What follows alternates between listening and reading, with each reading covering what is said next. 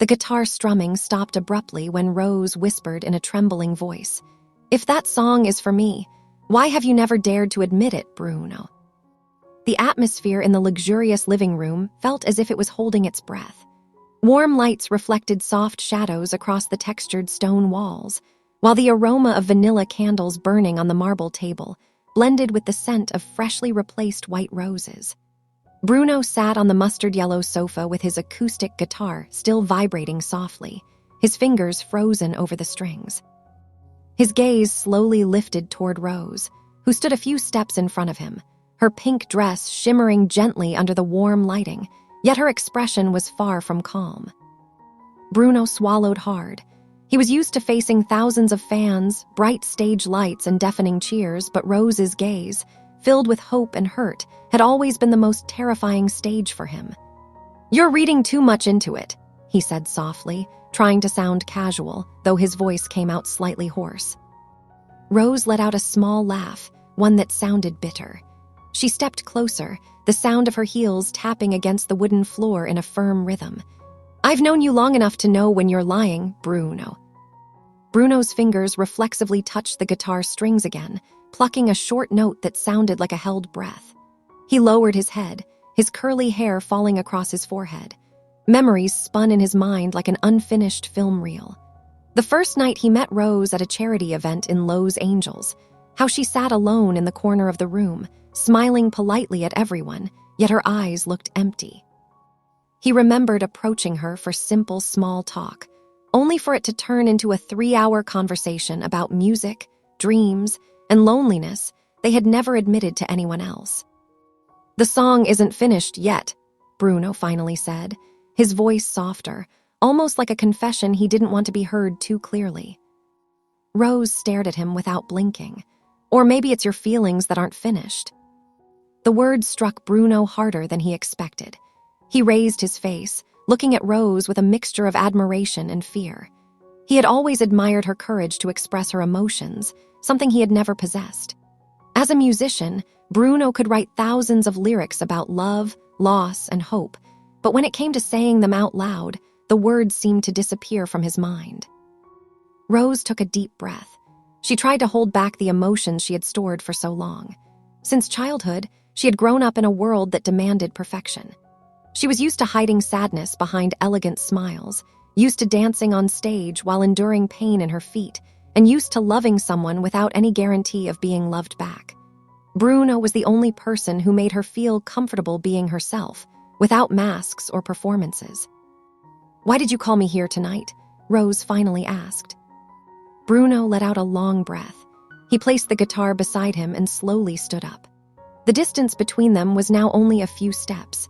He could see the small details he had always secretly noticed. The way her eyelashes trembled when she held back emotions, how she always bit her lower lip when nervous, and how her eyes reflected light as if they held thousands of untold stories.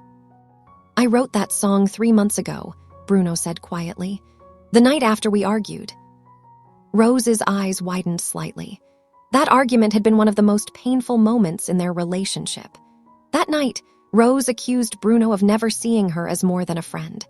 Bruno, feeling cornered, chose silence and let Rose leave without trying to stop her. Since then, they rarely met, only occasionally exchanging awkward short messages. "I thought you had forgotten about it," Rose whispered. "I never forgot about you," Bruno replied without hesitation. The words hung in the air like a melody waiting to be completed. Rose felt her heart beat faster, but she restrained herself from immediately believing him. Past experiences had taught her to be cautious. She had once given her whole heart to someone who eventually left her for the sake of their career. The wound was still there, hidden behind her success as an artist adored by many. "Then why did you push me away?" Rose asked, her voice almost breaking. Bruno lowered his head again, this time longer. He remembered his childhood, growing up in a family of musicians filled with love but also pressure. He always felt he had to be perfect, had to keep everyone happy. When he began realizing his feelings for Rose, those old fears resurfaced. He was afraid that if their relationship failed, he would lose not only love, but also the only person who truly understood him. "I was scared," Bruno finally admitted. Rose fell silent. She had never heard Bruno say those words before. "I was afraid that if I loved you, I would ruin everything we have," Bruno continued. "I was afraid you would see the worst side of me and decide to leave." Rose felt something inside her chest soften. She stepped closer until they stood only inches apart. She could feel the warmth of his breath, could see the sincerity that had long been hidden behind his relaxed demeanor. "Bruno," she said softly, "I've already seen your worst side, and I'm still here." The silence that followed felt so intense that the ticking wall clock sounded like thunder. Outside, rain began to fall slowly, tapping against the large windows with a gentle rhythm. Occasional lightning illuminated the room, casting moving shadows along the walls like scenes from a dramatic romantic film. Bruno raised his hand hesitantly and gently touched the tip of Rose's hair. The touch was simple, yet enough to send a wave of emotion through Rose that she had been suppressing. She closed her eyes briefly, savoring the fragile yet beautiful moment. "I wrote that song because I didn't know how to say everything to you," Bruno said. Rose opened her eyes and looked deeply into his. "Then play the song for me." Bruno gave a faint smile, a smile filled with doubt yet hope. He sat back down on the sofa and picked up his guitar. Rose sat across from him, crossing her legs gracefully, but her hands were tightly clasped in her lap. She could feel her heart beating in rhythm with a melody that had not yet begun. Bruno started strumming the guitar again, this time with more confidence. The first note sounded soft, like a whispered secret. Then the second note followed, forming a melody that slowly grew into a song filled with emotion. Bruno's voice began to sing quietly, the lyrics telling the story of someone finding light in the middle of darkness, about love that arrived without planning, and about fear that eventually transformed into courage. Rose felt tears forming in her eyes. Every word felt like it was written directly from her own heart. She had never felt understood this deeply before. The song was not just about love, it was about the journey of two souls finding each other when they least expected it. When the song ended, Bruno looked at Rose with breath still lingering in his throat. The room fell silent again, except for the sound of rain now falling heavier outside. Rose stood slowly and walked toward him. She stopped right in front of Bruno, looking at him with eyes glistening with tears and happiness. Without saying a word, she touched Bruno's cheek gently, as if making sure the moment was real. "The song is beautiful," Rose whispered. "And do you know which part I love the most?" Bruno slowly shook his head. "The part where you finally tell the truth." Bruno smiled, this time without hesitation. He reached for Rose's hand and held it warmly. Outside, the rain began to fade, leaving behind the fresh scent of wet earth. The lights inside the room felt warmer, as if celebrating the moment they had finally reached. That night, they no longer talked about fear or the past. They sat side by side on the sofa, Bruno gently strumming lighter melodies, while Rose rested her head on his shoulder. For the first time, they allowed their feelings to flow without trying to hide them. The rain had completely stopped by the time Rose stirred slightly against Bruno's shoulder, but the silence that followed the song felt heavier than the storm that had just passed. Bruno continued strumming absent-mindedly, creating soft, improvised chords, his mind drifting somewhere between relief and dread. He could feel Rose's steady breathing, but he also sensed tension in the way her fingers curled slightly against his arm, as if she were holding back words that refused to stay buried any longer. "Is this what you always do?" Rose suddenly asked, her voice calm but sharp enough to slice through the fragile peace. Bruno paused his playing. "What do you mean?" "You sing your feelings instead of saying them, then pretend everything is fine after." Bruno slowly set the guitar aside again, his jaw tightening. "I thought tonight was different." Rose straightened herself and shifted away slightly, just enough to create distance without fully breaking the closeness they had shared moments earlier. "It is different. That's why I'm scared." Bruno turned toward her, confusion flickering across his face. "Scared of what? We just admitted everything we've been avoiding." Rose let out a breath that trembled more than she intended. She stood up and walked toward the large window, her reflection faintly visible in the glass alongside the city lights beyond. You think admitting feelings fixes everything, Bruno? You think one beautiful song erases months of silence? Bruno stood, frustration rising in his chest. I never said it fixes everything, but it's a start. Rose crossed her arms, staring out into the night. A start for you, maybe. For me, it feels like reopening something that nearly destroyed me. Her words struck him like a cold gust of wind. He stepped closer, stopping a few feet behind her. You're not the only one who is hurting. She turned around quickly, her eyes blazing. Then why didn't you fight for me? The question lingered between them, like an accusation that had been waiting far too long to be spoken aloud. I thought giving you space was what you wanted, Bruno replied, his voice rising despite his attempt to stay calm. Rose laughed again, but this time it was louder, rower. Space? Bruno, I left because I wanted you to stop me. I needed you to show me I mattered enough to chase after. Bruno ran a hand through his hair, packing across the room as tension built in his chest. You walked out without letting me explain anything. You slammed the door, Rose. You made it clear you were done. I was testing you, she snapped, the words escaping before she could filter them. Bruno froze mid-step. Testing me. Rose immediately regretted how it sounded, but pride held her posture rigid. I needed to know if you cared enough to fight for us. Bruno stared at her, disbelief flickering across his face before slowly morphing into hurt. You tested my love, and when I didn't react the way you expected, you punished me with silence. Rose's lips parted, but no words came out. The truth sat heavily between them. You have no idea what that did to me, Bruno continued, his voice dropping into something quieter but far more intense. I thought I lost you because I wasn't enough. Rose's expression faltered. She had expected anger, maybe sarcasm, but not vulnerability that raw. You were always enough, she whispered. Then why did you make me feel like I had to prove it? He shot back.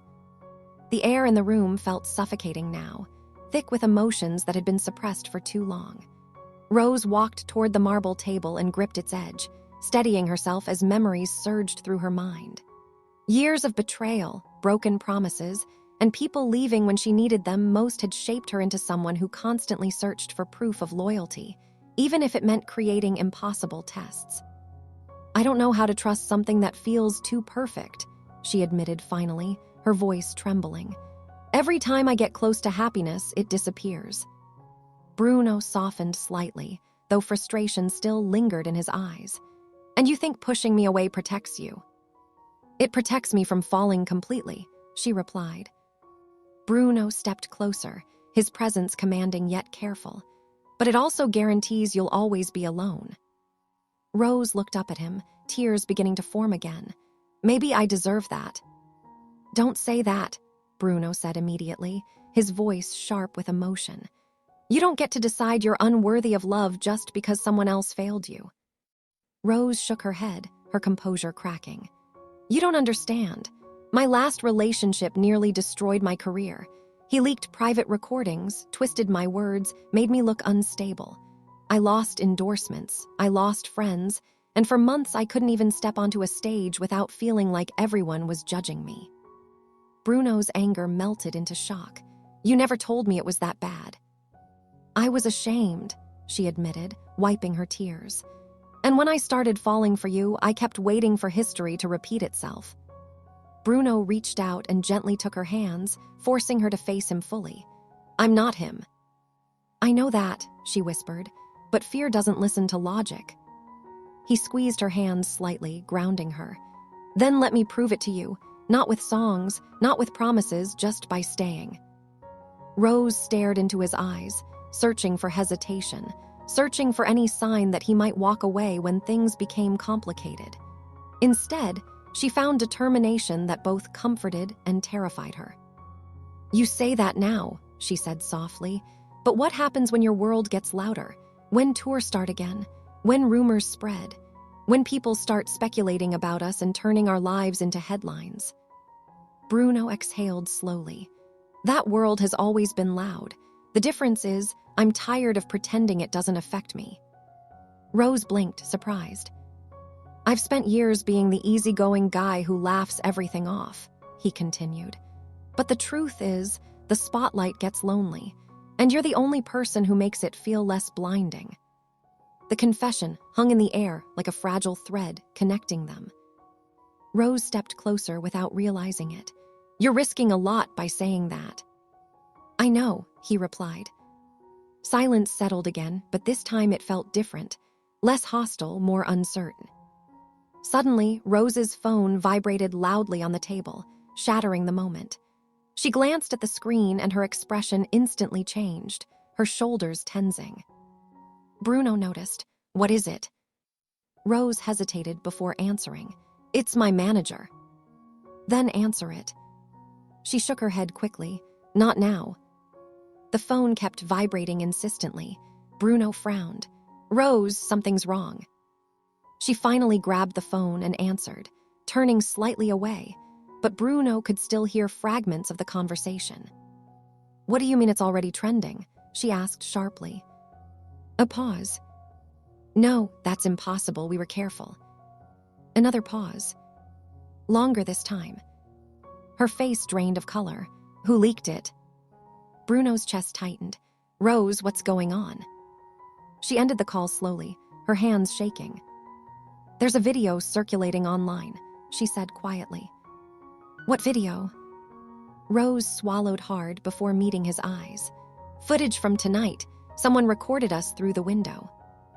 Bruno felt a surge of anger rise instantly. That's illegal. It's also viral, she replied. He clenched his fists. Let them talk. We didn't do anything wrong. You don't understand, she said, panic creeping into her voice. The headlines are already twisting it. They're calling it a secret relationship. They're saying I've been using you for publicity. Bruno's expression darkened. That's ridiculous. Rose shook her head. You know how this industry works. Scandals spread faster than truth. He stepped closer again. Then we face it together. Rose looked at him, fear and hope battling within her. If we confirm anything, our lives will never be private again. And if we deny it? He asked. She hesitated. Then we go back to pretending. Bruno stared at her, realization dawning slowly. Is that what you want? Rose didn't answer immediately. She looked around the room, the sofa where they had shared laughter, the guitar that had carried his confession, the soft lights that made everything feel safe. Then she looked back at him, her eyes filled with conflict. I don't know, she admitted, her voice barely audible. Bruno nodded slowly, pain flickering across his face, but quickly masked by calm determination. Then maybe it's time we figure it out, not as celebrities, not as headlines, but as two people who finally stopped lying to themselves. Rose took a shaky breath, her fingers brushing against his hand again, hesitant but unwilling to fully pull away. The city lights outside shimmered through the glass, reflecting the uncertainty of everything waiting beyond that room. And for the first time, they both understood that loving each other might not just mean risking heartbreak. It might mean risking the entire worlds they had carefully built around themselves. Rose stared at Bruno as the glow from her phone screen slowly faded in her trembling hand. The room that had once felt warm and intimate now felt exposed, as if invisible eyes were watching them from every corner. Bruno could almost hear the echo of cameras clicking, gossip columns forming headlines, and strangers dissecting every glance they had shared tonight. They're already speculating that we've been hiding this for months, Rose said quietly, her voice carrying a mixture of disbelief and dread. They're digging through old interviews, past appearances, even analyzing our body language from years ago. Bruno exhaled sharply and walked toward the window, pulling the curtains closed with a force that surprised even him. The heavy fabric blocked the glittering city lights, sealing them inside a cocoon of privacy that suddenly felt fragile and temporary. He turned back to face her, his expression hardened with frustration. Let them dig, he said. I'm tired of living my life based on what strangers might think. Rose let out a breathless laugh that sounded closer to despair. That's easy for you to say, Bruno. You've built your career on being bold, unpredictable, untouchable. My world is different. One scandal can rewrite everything people believe about me." He stepped closer, his eyes narrowing. "You think I haven't been dragged through scandals? You think my reputation has never been torn apart by rumors and lies?" "That's not the same," Rose shot back, her voice rising. "You're allowed to be reckless. You're praised for it. If I make one wrong move, I'm labeled manipulative, unstable, or desperate." The tension between them crackled like electricity. Bruno clenched his jaw, fighting the urge to respond impulsively. He hated the truth in her words because he knew she wasn't entirely wrong. "So what are you saying?" he asked carefully. "That loving me is a career risk?" Rose froze, realizing how harsh it sounded once spoken aloud. She turned away, running her hands through her long hair as if trying to untangle the storm inside her mind. "I'm saying, loving anyone in our world is dangerous." Bruno shook his head slowly. "No, you're saying loving me is dangerous." She spun back around, her eyes glistening with frustration. "Stop twisting my words." "Then explain them," he snapped, his voice louder than he intended. Silence fell again, heavy and suffocating. Rose's chest rose and fell rapidly as she struggled to control her emotions. Bruno stood across from her, his own anger simmering beneath the surface, but beneath that anger was fear, the same fear that had kept him silent for months. "You want the truth," Rose finally said, her voice trembling but determined. "I've been waiting for it," Bruno replied. "I'm terrified that you'll wake up one day and realize I'm not worth the chaos that comes with me," she confessed. "I'm terrified that the moment the world turns against us, you'll choose your career over me." Bruno stared at her, stunned by the vulnerability in her words. "You think I'd abandon you like that?" "I don't know," she whispered. "Because I've seen it happen before, I've lived through it." He stepped forward, closing the distance between them in 2 long strides. "You're not a burden, Rose. You're the only person who makes me feel like my life isn't just performances and empty hotel rooms." Rose's breath hitched, but she refused to let herself soften too quickly. "Then, why does this still feel like we're standing on a cliff, waiting for one wrong step to send everything crashing down?" "Because maybe we are," Bruno admitted. The honesty in his voice stunned her into silence.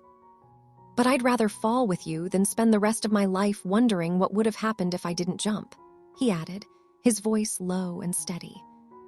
Rose's composure shattered slightly.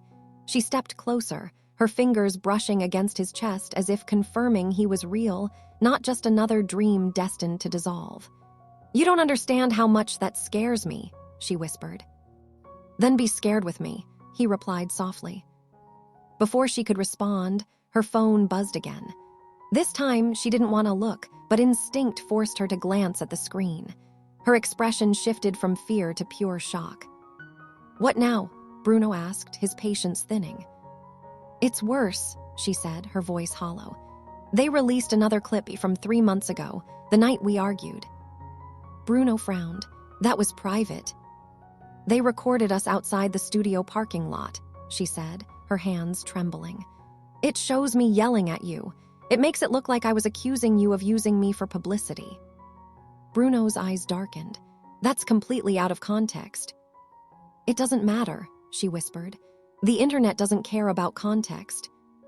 He grabbed his phone and quickly searched, his face tightening as he scrolled through headlines, comments, and edited clips that twisted their argument into a dramatic public feud. "They're calling you manipulative," he said, his voice filled with rage. "They're calling me a victim." Rose let out a broken laugh. "That's the narrative they love." Bruno tossed his phone onto the sofa. "We shut this down. Right now, we release a statement together." Rose shook her head immediately. "That could make it worse. Or it could stop them from tearing you apart," he argued. "You don't know that," she replied, her voice cracking. "Once we confirm there's something between us, they'll follow us everywhere. Every fight, every disagreement, every private moment will become public entertainment." Bruno stepped closer again, his voice dropping into something more intense, more desperate. "And if we stay silent, they'll still destroy us separately." Rose closed her eyes, feeling the truth of his words cut through her hesitation. She had spent years trying to control her public image, trying to maintain perfection, but tonight had shattered that illusion completely. "What do you want, Bruno?" she asked quietly. He didn't hesitate. "I want us to stop hiding." Rose opened her eyes slowly. "Even if it changes everything." "Especially if it changes everything," he replied. She stared at him for a long moment, searching for uncertainty, searching for fear, but all she found was unwavering resolve. It terrified her because it meant she had no place left to hide her own feelings. "I've spent my whole life building walls," she admitted, "and you keep trying to tear them down." "Maybe because I want to see what's behind them," he said gently. Tears slipped down her cheeks as she laughed softly. "You're impossible." "And you're worth the fight," he answered. The words hung between them like a fragile promise. Rose walked toward the window again and slowly pulled the curtain aside. The city shimmered beneath them, alive with movement, noise, and endless judgment waiting beyond those walls. She placed her palm against the glass, feeling the cool surface grounding her. "I don't know if I'm strong enough for this," she said. Bruno stepped behind her, his voice steady but tender. "You don't have to be strong alone anymore." She turned to face him, her eyes filled with uncertainty and longing. "If we do this, there's no going back." "I know," he replied. Her breath trembled as she reached for his hand, intertwining their fingers slowly, deliberately, as if sealing a silent agreement. The world outside continued moving, unaware that inside that quiet room, two hearts were making a decision that could rewrite their entire lives. "Then we face it together," she whispered. Bruno lifted her hand to his lips, pressing a gentle kiss against her knuckles. "Together." The moment felt both terrifying and beautiful, like standing in the center of a storm while finding calm within each other's presence. For the first time, neither of them tried to predict the consequences or calculate the risks. They simply stood there, holding on to something real in a world built on illusions. Later that night, as the lights in the room dimmed and the city outside continued to glow endlessly, Bruno picked up his guitar once more. This time, the melody he played was stronger, bolder, filled with both uncertainty and hope. Rose sat beside him, her head resting against his shoulder, listening not just to the music, but to the heartbeat beneath it. They both knew the morning would bring chaos, headlines, and questions they might not be ready to answer.